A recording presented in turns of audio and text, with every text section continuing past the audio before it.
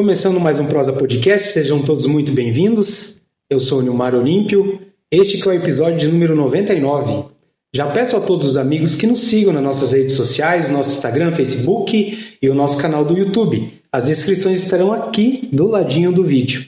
E hoje nós vamos falar sobre vários temas relacionados à nossa parte sanguínea, a importância da doação de sangue, quais as principais doenças e os tipos de exames. Para este assunto, eu recebo a médica hematologista, a doutora Juliana Coman. Doutora Juliana, seja bem-vinda ao Prosa Podcast, tudo bem? Oi, Nilmar, tudo bem? Muito obrigado pelo convite. Eu sou a Juliana. Imagino eu que agradeço. Temos um amigo em comum aí que indicou a doutora, que é o doutor Júlio Zulian, né? Mandar um abraço para ele. Esse Júlio é uma figura, né? A gente Sim. tava falando mal de você em off, viu, Júlio? Depois eu vou te mandar o vídeo separado. Doutora Juliana, médica hematologista. Eu te perguntei em off, tem muitos médicos nessa área? Como é que funciona essa área de atuação? A doutora comentou que estava em Londrina e voltou a trabalhar em Cascavel. Como que é ser médica hematologista? Então, assim, Nilmar, começando pela primeira parte que você falou, que não tem muitos médicos hematologistas. Não tem muitos conhecidos pelo público, mas, assim, eu acredito que hoje em Cascavel a gente está com uma cobertura boa, a gente tem o tanto de médicos hematologistas que a gente precisa, talvez alguns 2 ou 3 a mais, mas a gente já está quase lá. Porque, assim, as doenças hematológicas, elas não são doenças que o próprio paciente ou a própria pessoa procura, assim.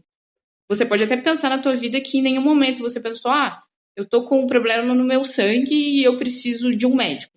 Geralmente é um outro médico que vai identificar que tem alguma alteração e aí vai te encaminhar. Normalmente é um check-up que acontece antes de ser indicado, por exemplo. Isso pode acontecer, da pessoa, eu vou fazer um check-up e aí vai com outro médico, vai com cardio, vai com qualquer outra especialidade, ou a pessoa está com algum sintoma que ela não sabe quem ela tem que procurar, então ela vai no médico generalista, e aí o médico generalista ou outro médico vai ver, poxa, mas isso aqui é do hematologista, então a partir daqui você vai ter que ir para o hematologista. Claro que tem algumas coisas, assim, alguns sinais que a pessoa pode ficar atenta para pensar por conta própria, de que ela poderia precisar de um hematologista. Mas aí é uma coisinha assim um pouquinho mais complexa que realmente demanda a pessoa ser educada para pensar sobre isso. Porque não é igual, eu tô com a pressão alta porque eu sei que eu fui ali eu tava andando na rua e alguém viu a minha pressão e eu vi que a pressão tava mais alta, então eu acho que eu vou ir no médico da pressão. Não costuma ser assim. Normalmente se vai num clínico geral, né, para descobrir o que é. Isso. E hoje a doutora está trabalhando na UOPECAM, correto? Isso. Mas por se tratar de OPECAM, ali tem algumas particularidades, por ser um hospital oncológico, pediátrico, Sim. com os adultos. Você atua nas duas frentes?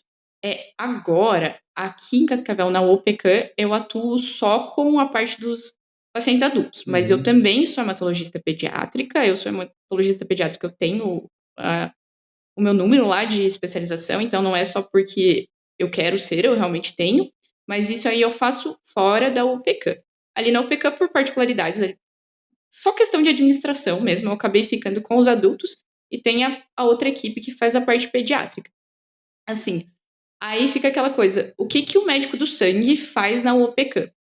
É que um hospital oncológico é onde a gente trata os pacientes com câncer.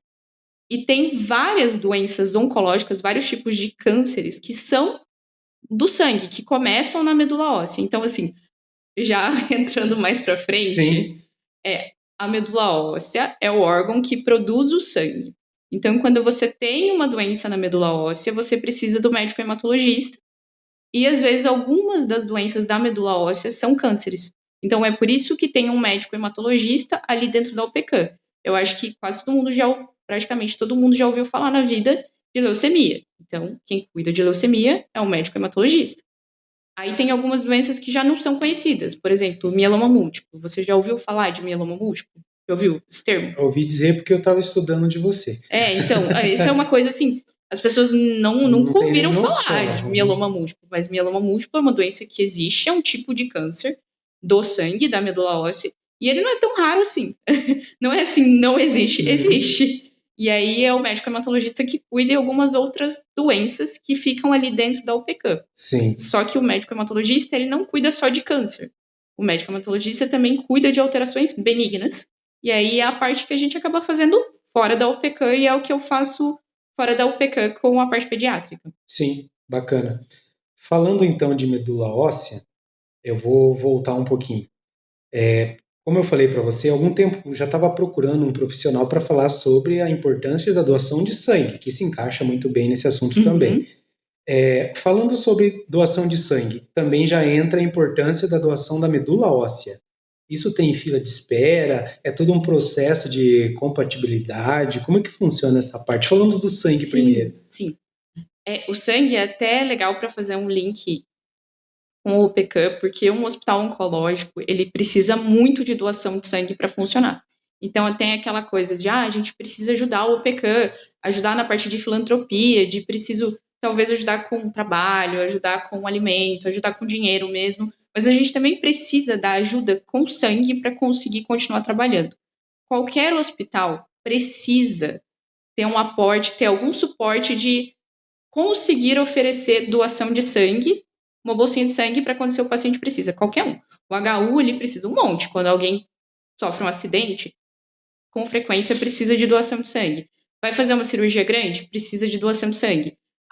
Uma gestante teve um trabalho de parto complicado, sangrou um monte ali na hora do trabalho de parto, precisa de doação de sangue. Então, às vezes, até para a gente manter uma mãe viva, porque um parto é uma coisa complexa, pode sangrar. Para eu manter uma mãe viva, eu preciso de sangue.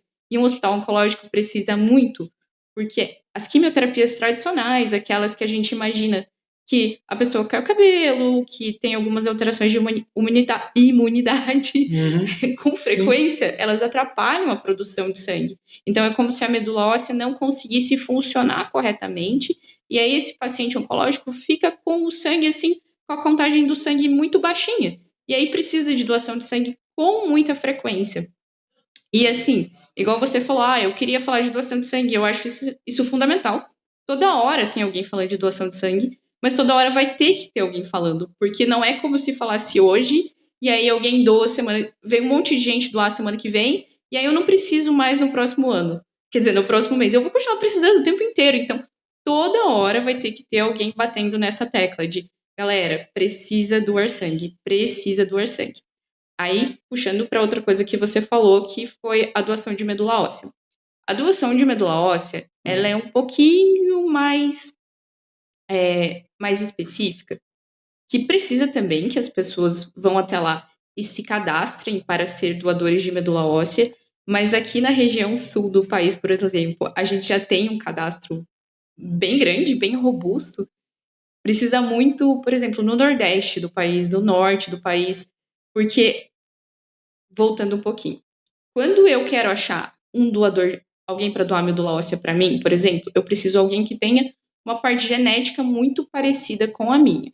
Então, vamos supor que as pessoas aqui do Sul que têm uma genética parecida, eu já tenho bastante gente para conseguir procurar e achar. Mas no Norte e no Nordeste do país, ou algum outro lugar na África, o banco de medula ainda é muito pequeno, então na hora que você vai procurar, você não acha. Então você consegue perceber, até porque o banco de medula, o do Brasil, a gente consegue cruzar com o mundo inteiro. Então, se eu preciso de alguém que tenha uma medula que seja compatível comigo e essa pessoa mora na Alemanha, a gente vai conseguir trazer a medula lá da Alemanha para aqui. É um banco de dados interligado. Interligado, e isso a internet ajuda muito, assim, você consegue ver se tem alguém compatível com você muito rapidamente. E tem outra coisa que acaba agilizando a doação de medula no sul do país, assim, onde a gente acaba até que tem uma estrutura razoável. É que hoje você não precisa mais achar uma medula 100% compatível. Você pode achar uma medula 50% compatível, desde que seja dentro da sua família. Então, por exemplo, você tem filho. Você tem um filho, desde que seu filho tenha um peso parecido com o teu. Aí o seu filho, ele é 50% compatível contigo. Você pode usar o teu filho para doar medula. Ou, eu tenho um irmão. Nem sempre o seu irmão vai ser 50% compatível, mas fica aquela coisa. Se não tiver alguém que seja 100% compatível, que aí vai ser um irmão de pai e mãe, tem que ser um irmão de pai e mãe, eu não vou conseguir fazer o transplante. Hoje a gente já conseguiu contornar isso. e com sucessos cada vez melhores. Por isso que você vai ver assim, poxa, não tem mais tanta campanha para se doar medula. Porque em 2024, uma pessoa que precisa do transplante de medula óssea, com frequência ela chega lá e o hospital que vai fazer o transplante de medula já define. Não, a gente vai buscar para você 2 meses aqui no banco. Se não achar, a gente vai te transplantar com teu pai, vai te transplantar com teu filho, porque não compensa a gente ficar esperando. Sim. Você falou um pouco da doação de sangue e da medula. Uhum. E você falou que sempre tem as campanhas que chamam o pessoal para doar. Uhum. Vamos dizer, hoje muitas das pessoas, se doar uma vez por ano é muito. Uhum. Mas pode ser doado de quanto em quanto tempo? Então, as mulheres, elas podem doar 3 vezes por ano e os homens podem doar 4 vezes por ano. Essa diferença acontece porque como as mulheres, elas têm o período menstrual, elas acabam tendo o nível de sangue, assim, um pouquinho mais baixo, e aí também a gente não pode prejudicar a pessoa que está doando. Então, esse prazo que é definido de a cada 3 vezes por ano para mulheres e 4 vezes por ano para homens, é mantendo total a segurança da pessoa que vai doar. A gente tem com certeza absoluta que se for esse o prazo, então vai ficar ótimo. Você não vai ser prejudicado, vai ficar tudo bem e a gente vai conseguir manter os nossos estoques. Então, isso que você falou é importante. Às vezes alguém faz uma campanha porque precisou, vai lá uma vez e esquece de ir, né? Não vai nunca mais. Então. Mas posso falar outra coisinha? Pode, deve. Já que você deu uma resposta, mas tem uma coisa que a gente pode fazer com mais, que tem alguns doadores especiais, que são os doadores de plaquetas. Os doadores de plaquetas é só da parte da coagulação do sangue. Que é pra gente pro sangue, para fazer o tampão do sangue, para não ficar sangrando, você precisa coagular. E, por exemplo, na UPK a gente precisa de muita doação de plaqueta, precisa de um monte de plaqueta. Só que a plaqueta, cada pessoa que vai doar, só sai uma unidade de plaqueta, e às vezes eu preciso de muitas unidades. Então, por causa disso, existe uma maneira especial onde as pessoas podem doar com mais frequência, que é em vez de ir lá e doar o sangue completo, tirar a bolsa inteirinha, doa só a plaqueta. E isso pode fazer com muito mais frequência. E a gente tem muito poucos doadores de plaqueta, porque o doador de plaqueta, ele consegue doar com muito mais frequência, só que ele tem que ficar lá na máquina para filtrar as plaquetas por um tempo maior. Então as pessoas pensam, mas eu não tenho esse tempo para ficar, é chato. E eu entendo que a pessoa às vezes não precisa ser doador de plaqueta, não precisa estar lá a cada 15 dias. Mas se ela for lá a cada 2 meses, já ajuda um monte e é uma frequência maior do que se pode doar o sangue total. Isso daí eu vou fazer um corte bem especial porque eu sou doador e não sabia. Você não é doador de plaqueta? Não sabia. Eu tenho que chegar lá e externar a minha vontade. Então, você pode até pergunta se você pode ser doador de plaqueta, mas para ser doador de plaqueta, eu acho que você consegue. Para você ser doador de plaqueta, você tem que ter uma veia boa que dê para você tem uma veia boa, porque tem que ficar conectado na máquina um tempo maior e tem que ser uma veia grossinha. Então, assim, se chegar lá e eles olham e pensam, poxa, essa pessoa tem a veia muito fininha, eles não vão convidar. Mas às vezes eles olham assim e falam, mas olha essa rede venosa, esse aqui pode ser doador de plaqueta, esse aqui pode ser doador de plaqueta. E às vezes alguém convida, por que você não vem ser doador de plaqueta aqui com a gente? Sim. Porque, assim, a parte vermelha do sangue, aquele clássico da bolsinha que a gente vê, a gente acaba conseguindo com mais frequência e é um pouco difícil faltar. É um pouco difícil faltar por motivos X, N, que não vem ao caso aqui. Mas a plaqueta, com frequência, falta. Com muita frequência, a gente vai lá para receber plaqueta e vem o aviso. Não tem plaqueta. Vai ter que pedir plaqueta emprestada de Foz do Iguaçu. Vai ter que pedir plaqueta emprestada de Toledo. Se empresta a plaqueta. Se empresta. Claro, não se devolve, né? Você só pega. Você pega e não devolve. Mas, assim, tem essa força de, não, a gente não tem plaqueta agora, vai ter que correr atrás, vai ter que vir com a plaqueta. Ou escolher, ou até pedir para o médico do hemocentro. Eu tenho 5 pedidos de plaqueta aqui. Qual que você acha que é a ordem de prioridade para receber plaqueta? Isso é uma coisa constante. Então, assim, se você é uma pessoa que tem veias calibrosas, seja doador de plaqueta. Doutora, e pode falar algumas descrições básicas. Para quem doa sangue, quais os benefícios? Para quem doa sangue, principalmente o benefício de você saber que você está ajudando as outras pessoas. Isso assim, Parece um pouquinho até exagerado, mas imagina como é que você vai se sentir sabendo que depois de um tempo você ajudou várias pessoas, né? E assim, doutora, tem muitos dizeres populares, né? Ah, quando você doa sangue, o seu sangue renova, ou o seu sangue fica grosso, fica mais fino. Isso é fake news? Isso é verdade? Como é que funciona? Isso é fake news. O sangue não fica nem mais grosso, nem mais fino. O que acontece é que quando você doa uma bolsinha de sangue ali, você acaba, junto com aquela bolsinha de sangue, vai um pouco de ferro. Então, às vezes, as pessoas poderiam dizer assim: na hora que você deu um pouquinho de ferro, jogou um pouquinho de ferro para fora, talvez seu sangue fique mais fino. Mas se você é uma pessoa que tem uma alimentação balanceada, o seu organismo ele é muito inteligente em conseguir captar aquele ferro da tua alimentação muito rapidamente. Então, não é como se aquele ferro fosse ficar faltando no teu organismo por um período prolongado de tempo. Se você for uma pessoa que tem uma alimentação balanceada. Se você for alguém que tem uma alimentação extremamente restrita, que você fala assim, eu não consigo comer nada, eu como só batata e arroz. Aí, realmente, aí você vai ficar com falta de ferro. Mas aí o problema não foi a doação de sangue, e talvez a doação de sangue até ajude você a perceber que você tem alguma coisa errada com o seu organismo e que você precisa mudar algumas coisas. Então, assim, seu sangue não fica mais grosso, nem mais fino. Mesma coisa. Até porque que antes da doação, na triagem, já vai aparecer se pode, se não pode. Sim, já aparece na triagem. Aquela picadinha dói mais que a doação. Sim. Como é que pode? Outra coisa, quais as pessoas que podem fazer doações, as limitações? Então, idade, peso? Sim. As pessoas podem doar sangue de 18 aos 69 anos de idade. Se for alguém abaixo de 18, entre 16 e 18, até pode, desde que os pais vão junto e autorizem. E pode ser entre 18 e 69, mas se você for uma pessoa idosa, por exemplo, com 67 anos, a tua primeira doação tem que ter sido antes dos 60 anos de idade e você tem que ter mais que 50 quilos de peso. Mas aí, nossa, quase todo mundo pode. Aí tem algumas restrições de condição de saúde, de questão de risco de você poder ter alguma infecção passageira, algumas outras coisas, mas isso, quando você chega lá, o banco de sangue consegue te explicar muito bem se você está apto ou não, e às vezes vale mais a pena você ir lá do que ficar imaginando, assim, mas eu peguei uma gripe faz 15 dias, então eu não posso. Não é bem assim também, né? Sim. Você acha que todas as pessoas sabem o seu tipo de sangue?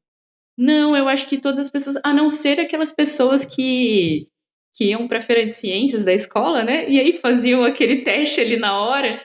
Mas eu acho que as pessoas não sabem qual é o seu tipo de sangue. Mas isso de saber qual que é o tipo de sangue, apesar de ser muito legal.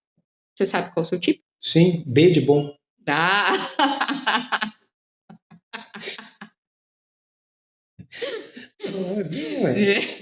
É que daí eu te perguntar e emendar os tipos que tem. B, que eu não sei, mas eu sei que o meu é B. Tem O, tem os sangues raros, né? Como é que funciona? Então, assim, os tipos as pessoas não sabem qual são seus tipos de sangue, a não ser que você tenha feito por algum motivo de curiosidade, alguma outra coisa. Ou na carteirinha que tem. Mas os tipos sanguíneos são o A, o B, o AB e o O. E aí tem o positivo e o negativo. O que você estava falando dos tipos de sangue raro é que, na verdade, esse o A, o AB, o B e o O são os tipos que a gente fala para o público em geral. Mas existem muitas outras. O sangue ele tem. Que isso é um marcadorzinho, é uma coisinha ali que tem na tua célula. E tem muitos outros marcadores na tua célula que aí não tem necessidade de você falar para todo mundo, mas isso, por exemplo, o banco de sangue chega lá e ele procura o teu tipo de sangue para outros marcadores e aí o teu sangue consegue ter um monte de nome e sobrenome. E ele faz isso porque na hora que você vai cruzar para ver se o seu sangue é compatível com o de alguém que está precisando, só o A, o AB, o O e o negativo e o positivo não é o suficiente.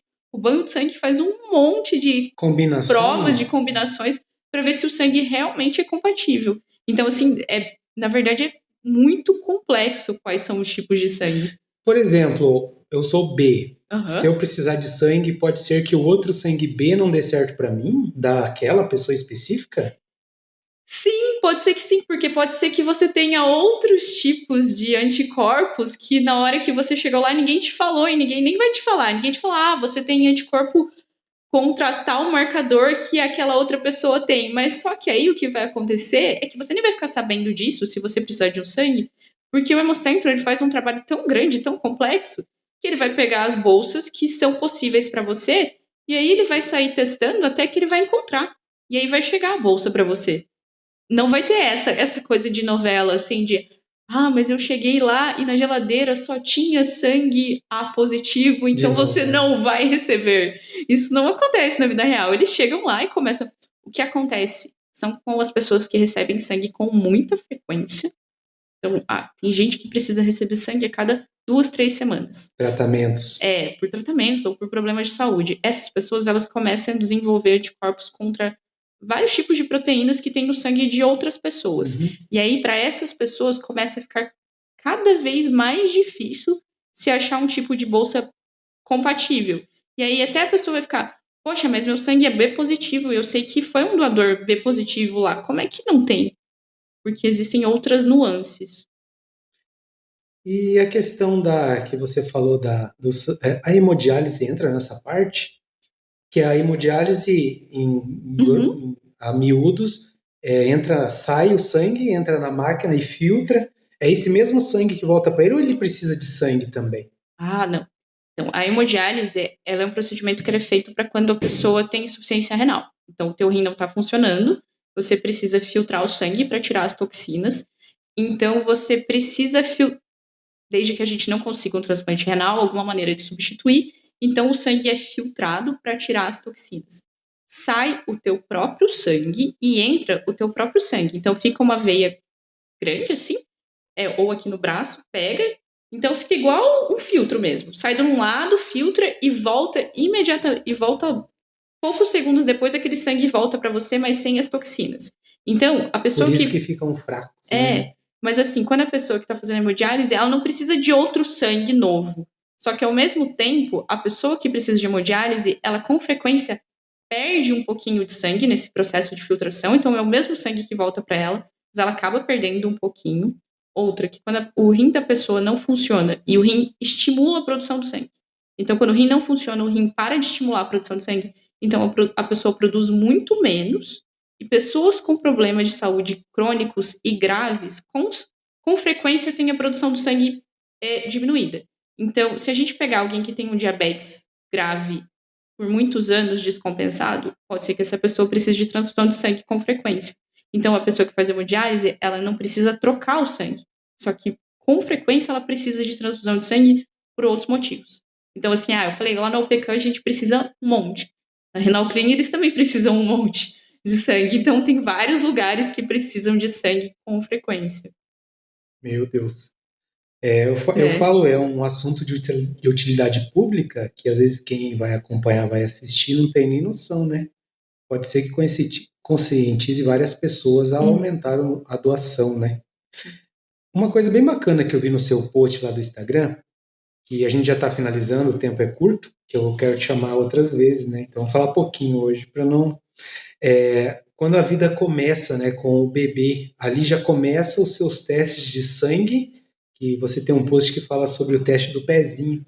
É aí que inicia tudo? É o teste do pezinho o primeiro exame da criança, do recém-nascido? Sim, depende de como que a criança nascer. Se a criança nascer saudável, bem sim.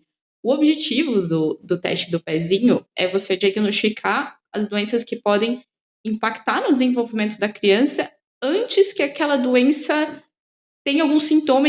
Por exemplo, eu achei que a doença vai impactar no desenvolvimento da criança. Eu não preciso esperar que aquela doença impacte para daí eu encontrar o problema. Eu não preciso esperar que a criança tenha uma alteração do desenvolvimento para daí eu achar. Eu tenho que achar agora, fazer a intervenção para a criança crescer saudável.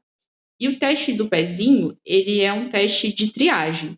Um teste de triagem, qualquer teste de triagem, ele tem como objetivo avaliar qualquer um que possa ter aquela doença, mas não quer dizer que o teste deu alterado, que com certeza o bebê ou qualquer outra pessoa tenha doença. Ele é só um aviso, pode ser que tenha, A partir do momento que deu alterado, aí a gente tem que ir atrás de pesquisar. Então, assim, se você acabou de ter um neném, fez o teste do pezinho, ele deu alterado, calma. Não quer dizer que seu neném tenha doença, quer dizer que você tem que ir atrás de procurar. Uhum. Legal. Quero agradecer por você ter vindo aqui tirar essas dúvidas, né? Uhum. Como eu falo sempre, isso é um ótimo material para utilidade pública. Uhum. Espero que possa te chamar mais Claro. vezes aqui. Quero fazer uma visita também ao OPECAM um dia. Com certeza. E até a próxima. Obrigado. Imagina, eu que agradeço. Obrigada. Pessoal, esse foi o Prosa da Semana. Espero que tenham gostado. Curtam, compartilhem o vídeo e até semana que vem com o próximo. Valeu, gente. Até mais. Tchau, tchau.